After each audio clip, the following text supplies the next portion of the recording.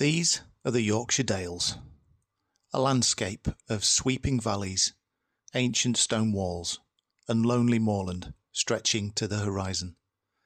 Today, it's a place of peace, but during the Second World War, these hills witnessed tragedy.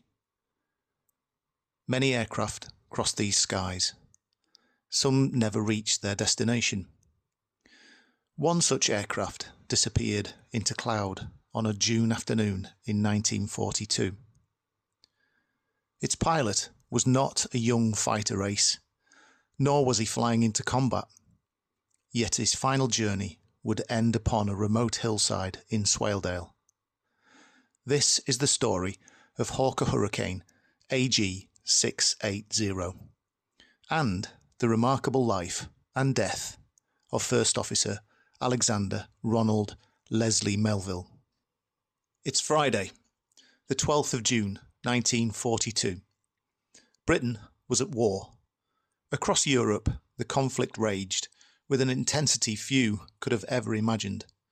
But here in Upper Swaledale, life continued much as it always had. Farmers tended to livestock, gamekeepers worked the moors, and the hills stood silent beneath a blanket of low cloud. Shortly after midday, that silence was broken. The sound of an aircraft echoed through the mist. The engine could be heard clearly, but the aircraft itself remained hidden. The fog was simply far too thick. The men stopped work. They listened. The engine note grew louder. Then suddenly, a tremendous impact, a violent explosion, and then nothing. Somewhere on the hills above them, an aircraft had crashed. The race to find it had begun. The aircraft involved was Hurricane AG680. One of thousands of Hurricanes built during the war. The Hurricane may not possess the fame of the Spitfire, yet during the Battle of Britain it destroyed more enemy aircraft than any other British fighter. Reliable, robust, and deadly. It became one of the most important aircraft of the conflict. AG680 had begun life thousands of miles away. Constructed by the Canadian Car and Foundry Company in Ontario, Canada, it crossed the Atlantic as part of Britain's desperate need for aircraft. Arriving in Britain during May of 1942, it was assembled and prepared for service at RAF Henlow in Bedfordshire. It was virtually brand new. Its war service had barely begun. On the morning of the 12th of June 1942, AG680 was assigned to a routine ferry flight. Its destination was RAF Silloth on the Solway coast in Cumbria. A journey that would have taken only a few hours. But routine flights can become fatal when weather intervenes. The man entrusted with the aircraft was Alexander Ronald Leslie-Melville. He was born on the 13th of December in 1905. His family belonged to Britain's military and social establishment. His father, Captain Alexander Broderick Leslie-Melville, served with distinction in the First World War with the Sherwood Foresters. His mother, Aileen Harvey Kelly Leslie-Melville, was a celebrated society hostess. Alexander's future appeared secure. He was educated at Eton College, one of Britain's most prestigious schools. But what fascinated him the most was flight. Aviation was still young. Pioneers who conquered the skies were heroes of the age, and Alexander wanted to join them. Following school, he entered the Royal Air Force College at Cranwell. There he trained as a flight cadet. In December of 1925, he received his commission as a pilot officer. And 2 years later, he became a flying officer. The future looked bright, but then came some devastating news.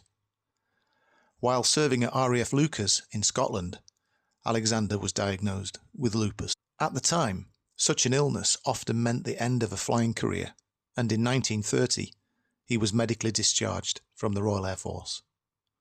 For many men, such a setback would have ended their aviation ambitions forever, but Alexander refused to surrender his dream. Although grounded from military service, Alexander continued to fly whenever possible. Flying was not merely a hobby, it was part of who he was. In 1937, he married Mary Henriette Delange, a member of a distinguished Swiss family. Together, they built a life as Europe edged ever closer to war. When conflict erupted in 1939, Alexander immediately sought to return to service. The RAF rejected him. His medical history made him unsuitable. He tried again, this time through the Royal Army Service Corps. Again, he was discharged. Most men would have accepted defeat. Alexander wouldn't.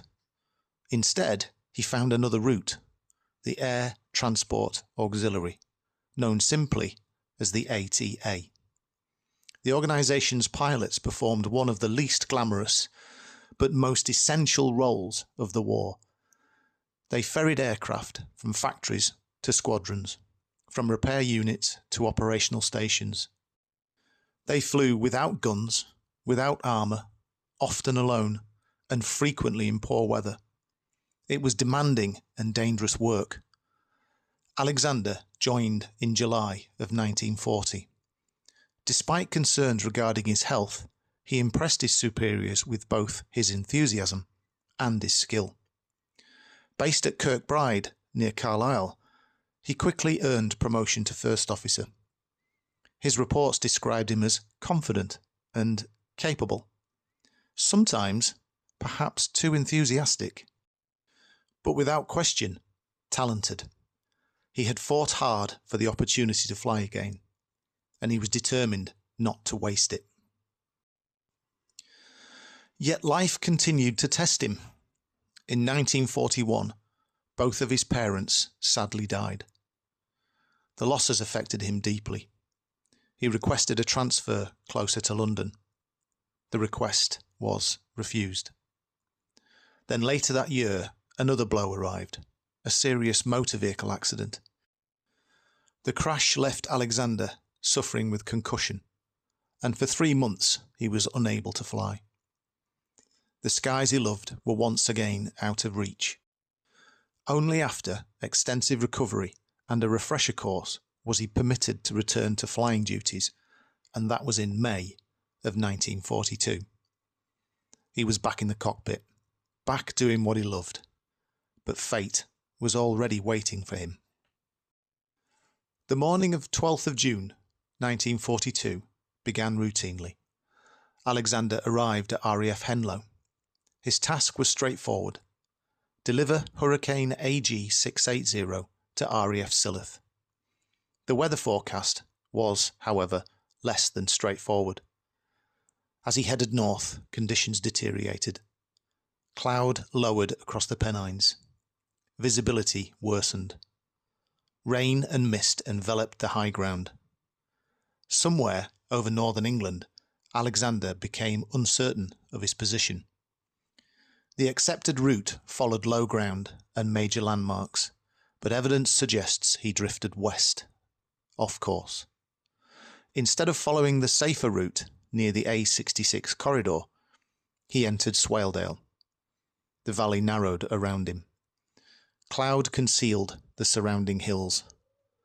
The visibility was now almost non-existent. Inside the cockpit, there would have been little time to react. No satellite navigation, no moving maps, only compass, experience, and instinct. Then suddenly, the hillside emerged from the fog. Too late. Hurricane AG680 struck the rising ground of Great Sleddale with tremendous force. The aircraft was destroyed instantly. Alexander Ronald Leslie-Melville died at the scene. He was 37 years old. Far below, the gamekeepers had heard everything. The engine, the impact, the explosion. What followed was a desperate search through the dense fog. Visibility was often measured in yards rather than miles. The terrain was difficult, remote, and treacherous. Hour after hour they searched. Finally, after 3 long hours, the wreckage was located.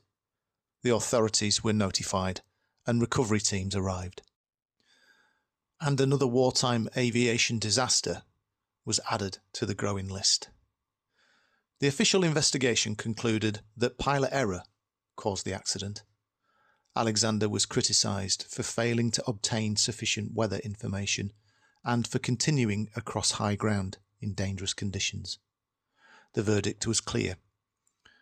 Yet the full story is perhaps more complex. A man with a history of illness, a recent head injury, a determination to continue serving despite every obstacle. Whether one views the crash as error, misfortune, or a combination of both, there can be little doubt about his commitment. Today, Alexander lies at rest in Maidenhead's All Saints Cemetery in Berkshire. His grave is maintained by the Commonwealth War Graves Commission. Visitors can still read the inscription chosen to honour him. They shall mount up with wings as eagles. It is difficult to imagine a more fitting tribute. His wife Mary survived him by more than 60 years. She died in 2003 at the age of 97. The world had changed beyond recognition, but Alexander's story remained. More than 80 years have passed since Hurricane AG680 vanished into the Yorkshire mist. The aircraft is gone, the witnesses have passed into history, the war itself has become a distant memory. Yet stories like this matter, because they remind us that victory was not achieved solely by those who fought in famous battles. It was also won by men and women carrying out routine duties, flying aircraft from one airfield to another, crossing mountains, navigating storms, accepting risks that history often forgets. Alexander Ronald Leslie-Melville never flew in combat. He never became an ace. His name never appears in the headlines. Yet his determination to serve, despite his illness, loss, and personal adversity, speaks of the extraordinary character. On a lonely Yorkshire hillside, his journey came to an end. But his story lives on. And as long as we remember him, his final flight will never truly be forgotten.